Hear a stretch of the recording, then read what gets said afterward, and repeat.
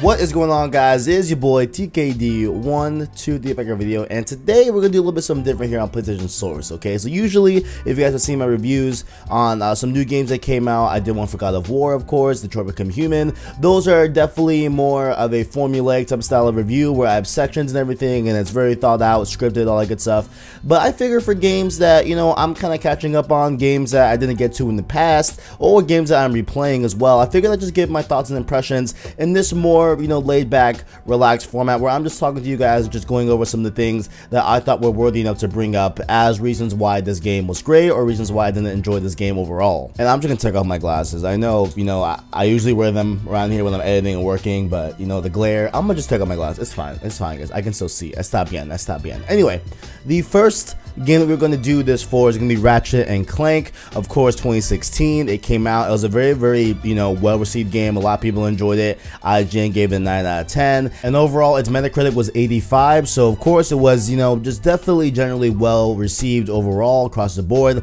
A lot of people enjoyed the game, and I heard a lot about it. I just didn't get to it. I forgot during 2016 what exactly was there. I'm forgetting which game, but I know there was like a big game earlier. That's probably why I missed out on this. I wanted to play it, but I just never got around to it. And honestly, after playing it here in 2018, I really wish I did. You know what I'm saying? Of course, this game also has been touted as Insomniac's their most highest selling game overall to date. So this you know, was a very successful game for them and everything.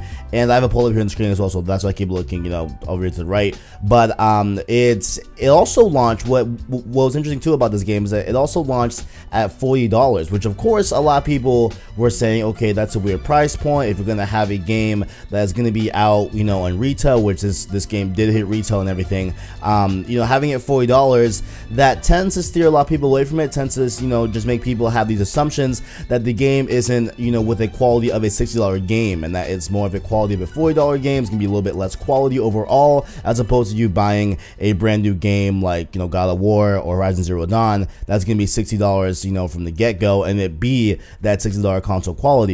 But I would say, honestly, this game deserves a $60 price tag, at least from when it first launched. If I were to turn around and be like, hey, you know, this game, $60, I would have gladly paid for this game if I knew what I was getting into and knew exactly what, you know, the game had overall and how much fun it had with it. Definitely would have recommended it at $60. But let's go over exactly why I enjoyed this game. So this is essentially kind of a reboot, you know, of the original Ratchet and Clank games. I played a few of them back in the day, not all of them, but I did dabble in them a lot. I was more of a Jak and Daxter kid personally, but definitely did love Ratchet and Clank, you know, in the same way and everything. And you know, I played a few of them, not all of them, but I played a few of them and everything. But I'd say this one is definitely the most memorable out of the bunch. Obviously, a lot of people would say that, yo, the ones back in the day were better, this, that, and the third. I understand that. Don't have a lot of resonance with them. Obviously, I was a little bit more into Jak and Daxter, like I said before, but this one I enjoyed a lot, right? And there's a lot of reasons why. For me personally,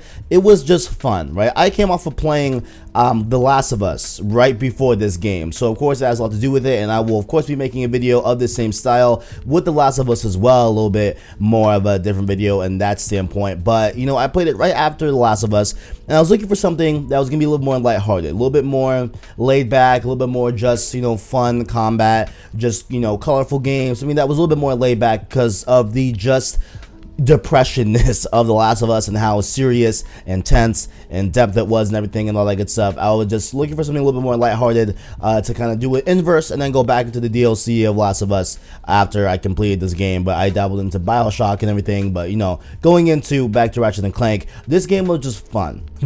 A bit of a cough attack, boys. I don't even see in my eyes. I'm a little bit just got done with the like 5-second, 10-second cough attack. But on to Ratchet and Clank here. Hopefully I don't, you know, mess up my voice as well. But you know, this game is filled with a bunch of jokes, right? And these jokes, you know, are funny in their own vein, and they're definitely picking at, you know, those more adults-ish type of players that are definitely playing this and will pick up on those and everything. But I loved, you know, there was one line that was said throughout the game that was just like, oh, that was really cool. Not throughout the game, but there was one line in the game.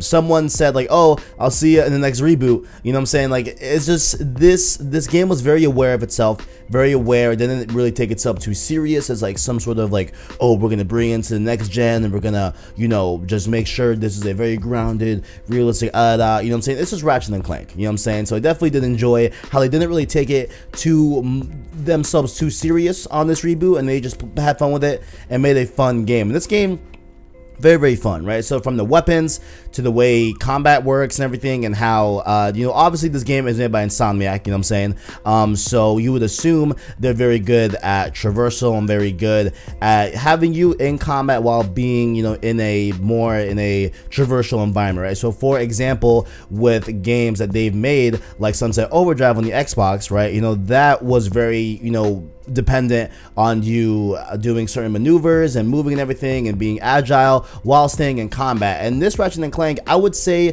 is a little bit of the same thing, a little bit different in terms of, as you're Ratchet, you know, playing as him and shooting enemies, which you will do for the bulk of the game, you are having the ability to jump around, and like that's what I would use towards the end of the game. Like I would just, you know, jump around and kind of do like a more of like an arch type of jump movement, where I'd go back and forth to these two different points, and that would help me dodge incoming fire while still retaining aim and still taking out baddies that were in front of me. So definitely did enjoy that. You know, it still stayed true to Insomniac's kind of fluidness and their traversal while still staying in combat, and of course will be very pertinent, I believe, when we get to Spider-Man PS4 later on in September. But you know, for me, honestly, the story was cool. It was, you know, it is what it is. Obviously it's Ratchet trying to become a Galactic Ranger and everything, stuff like that, and becoming it, and then there's a bunch of betrayal. Well, not a bunch, but there's one big betrayal, I guess, that you could have seen from miles away. And this whole game is kind of taken, you know, is really in terms of a flashback, you know, from Captain Quark. You know, he's in jail. Obviously I don't want to go into the old spoilers or stuff like that, but really this game's 2 years old, so I mean, you know, and this really isn't a review, so it's just me talking about the game. So I guess you know, the spoilers, whoops, sorry, but you know, this game is taking place again in a flashback. So it's Captain Quark telling the story of Ratchet and Clank and about how they rose to fame and everything, where they came from, and you play as that while he's talking about it. So like this whole game is being narrated by Captain Quark, and he has some funny lines there too and stuff like that. And so, you know, I just think this game was just it had to capitalize, I feel, on just being a fun game, right? It was a fun game, very enjoyable, didn't take itself too serious where it could have detrimented itself, you know what I'm saying? And I think that they you know, them at Insomniac definitely accomplished that here and everything. And I accidentally pressed the space bar, thus ending my recording of the first part. So here is, I guess, part 2 of the Ratchet and Clank review. But as I was saying before, so you would think that, you know, in parts where you had to play as Clank, it'd be a little bit boring, you know what I'm saying? Clank, obviously a small little robot, a defect, if you will, throughout the game's lore and everything. And you know, surprisingly, playing as Clank was actually a lot of fun. It definitely hinged on the puzzle aspect of things and dodging this ongoing enemy that you will face throughout the entire game with Clank. It's kind of like a little side story where you have Clank and the main, I guess, robot guard that's not a defect, you know, trying to take out this defect, being Clank, and Clank obviously outsmarting the more intelligent robot, or supposed to be more powerful robot, and Clank is just, you know, whipping this dude, you know, left and right, you know what I'm saying? So overall, I thought Clank, you know, in his parts where he had to do puzzles and everything with the different other bots, where you could make them be like a bridge to help you get across things, or be a power source to power certain doors to be able to open them. I think they were just really fun, you know what I'm saying? Like they added a lot of complexity where, you know, you are playing the game, it's a little bit easy. Honestly, you know, this game is, you know, not the hardest thing in the world. It's pretty easy overall, except for one part I'll talk at the end, but you know, pretty easy overall. And so, you know, with parts where it's Clank, it added a little bit of difficulty where you had to figure out this puzzle and figure out, okay, how am I going to utilize these you know, 3 bots to be able to power this door, but also making sure I don't leave one behind because I need him too and stuff like that. So I just thought it was great to, you know, have Clank in that manner, where obviously you won't be using him that much in combat when you're playing Ratchet. He's more of just going to be your booster, your propeller and stuff like that, and he will aid you in those different ways that you don't realize he's aiding you in, but he is, you know what I'm saying? But like, you're not directly controlling him in a combat sense, but when you do get to control Clank, it is pretty fun, I'll say at that. So really cool how they kind of balance those two. You don't play as Clank as often as I would almost low-key like I kind of really liked the Clank sections, you know what I'm saying, as much, if not, you know, a little bit more in some different terms of, you know, difficulty and like challenge in terms of Ratchet time where you're playing as Ratchet, but overall it was a very, very nice time to play as Clank as well. I also enjoyed the upgrade system in this game. You know, it is just at that depth where it's not too complicated. It's really not hard at all, honestly. It's just you filling out this hexagonal thing, and you know, you have points that you occur throughout, you know, the game as you're playing, and then you can go back to the upgrade system at a different console and upgrade your different systems by hitting on one of the hexagons and clicking them until you fill it out, you know, to do as much as you can based on how many points you have. So it's a very, very cool, unique system that I haven't seen that much. Obviously, you know, it's what it's actually doing, and you know what it's actually doing, where like you know, you're like getting points and you're upgrading things. That's obviously not new, but the way it's formatted, the way you're doing it, the way how you're linking different hexagon points to fully flesh out this big board is actually pretty cool. It's pretty unique. So I did like enjoy the UI of upgrading things overall. And obviously the weapons, let's talk about that. You know, like the weapons are super fun, they're super neat, honestly, they're really, really cool. There's like a sheep in there where you turn people into sheeps. There's obviously your main blaster that I mainly stuck to as well, but you know, there's also predator rockets that helped you a lot. There's a lot of different things that you can utilize, and this game really, you know, it doesn't force you to really use all of them. Like, you really don't have to, but to have the most fun with this game, you're gonna want to use all of them. Like, you could start off with this this like what was it called, this like groove bomb, I think it's called, where essentially it was like the dancing bomb in Fortnite, whatever, where you throw it out there and the enemies start dancing, and that way you can just switch back to your blaster and kill them all. So there's a lot of cool ways that you don't necessarily have to use them. It's just, if you use them, you're gonna have a lot more fun and have a lot more enjoyable time with them and stuff like that. So definitely did like the variety of weapons. There's a ton of them. Like there's like you know, this like blade gun where it shoots different saw blades at people. It's just super, super good, super unique, and again added to that funness factor of like, you know, what other game are you gonna have a gun that allows you to turn people into sheeps? Like, it's just fun, man. So overall, now the one part here in this game that I found oddly challenging, right? So throughout the entire game, right, I use this game as like a, hey, I'm done playing Fortnite, I'm done playing the Black Ops 4 beta, I'm done playing this and the third that's a little bit more serious and a little more competitive. Let me just sit back, relax, and play a little more of Ratchet and Clank, get a decent story that's whatever, you know what I'm saying, lay back, have some fun combat to play, just overall a fun, enjoyable game, right? So, you know, that was pretty much my thought process through the entire game, except for the ends. You know, you face two back-to-back boss battles that honestly, pretty hard. Low key, I'll be real, guys, this was a little bit difficult, you know what I'm saying? And I think that, you know, if the game was as hard as it was during these last two boss battles throughout the entire game, I wouldn't have thought those two last, you know, those last two boss battles were that difficult. But it was just of how easy the game was throughout 90% of the whole entire game I was playing through, and the last 10% just smacked me upside the head, right? So I think that was why it was so difficult, honestly. But overall, it's not impossible. You can get through it. It's just, you know, a little bit difficult, especially like the very, very last one. Like, you know, so I'm not gonna reveal really who you fight, but you essentially fight one guy and then you fight the main antagonist, right? So, you know, the one guy was kind of hard, but you know, I got through it. It's all good, right? But the actual end, the boss battle, yeah, that one was pretty difficult, honestly. That was pretty difficult overall, but you know, you get through it, it's all good. And it would just, I guess that's something, I guess that would be a complaint if you want, where you know, just the 90% of the game that you're mainly playing through, like the main bulk of it, is very, very easy compared to the last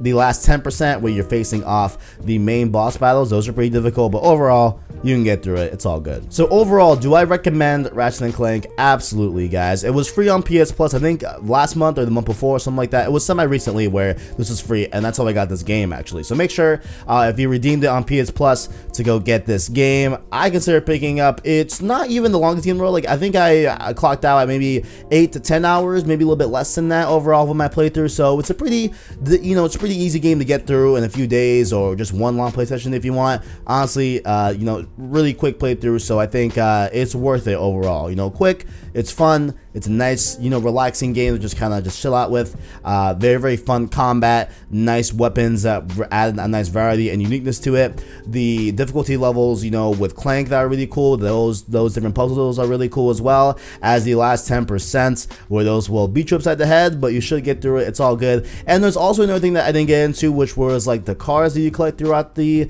whole entire game, which I didn't really dabble in that much. I didn't really care about the cars and everything, so there was that. And I'm sorry, I forgot to also mention here. So, you know, throughout different you know, places that you go into the game, which are different planets, there are your main missions which you have to do. Like, there's your main missions that you have to accomplish for the story. Then there's also optional things, right? So there's like races where you have to win you know, the bronze, silver, and gold cup. There's different things where you have to collect a bunch of brains on another planet from different enemies. So those are really cool as well, to kind of let you level up your weapons a little bit more and give you a little bit more time to upgrade and get more skill points to be able to grind out and upgrade your arsenal of weapons. So I think that's also really cool as well, that I should have noted. So very, very cool, you know, level design, very pretty game also. Vivid colors, super nice looking overall. So all in all, play Ratchet and Clank, very, very great game. And of course, make sure to let me know down below if you played it. What are your thoughts on it? Do you guys like it? Do you guys hate it? Let me know all your thoughts down in the comments below. And also let me know if you enjoyed this format, this kind of just laid back, chill out gameplay in the background, me just talking on the mic, no scripts, just me just talking about my honest thoughts on a game, because I figure I'll kind of like make these videos for when a game is a little bit older. You know, there's not actually a proper review where the game has been out for, you know, only about a month or so, you know what I'm saying? So I kind of want to make these videos for just my impressions and my thoughts on a game that I probably missed or just didn't give any mind to when it first came out. So let me know all your thoughts down below on Ratchet and Clank, and all your thoughts on this format of video. Make sure to also stay subscribed to PlayStation Source to keep up with the latest grades in PlayStation, and make sure to also check down in the description where you can find our Instagram and Twitter to follow us on there. Thank you all for watching, and as always, catch you in the next one.